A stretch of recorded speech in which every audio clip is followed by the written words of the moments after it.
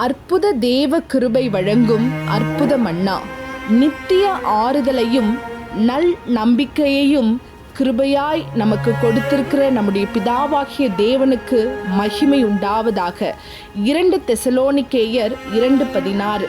எனக்கு அன்பான சகோதர சகோதரிகளே, நீங்கள் ஆவியினாலே பரிசுத்தமாக்கப்படுகிறதினாலும் சத்தியத்தை விசுவாசிக்கிறதினாலும் ரட்சிப்படையும்படிக்கு ஆதி முதல் தேவன் உங்களை தெரிந்து கொண்டபடியினாலே நாங்கள் உங்களை குறித்து எப்பொழுதும் தேவனை ஸ்தோத்தரிக்க கடனாளிகளாய் இருக்கிறோம்.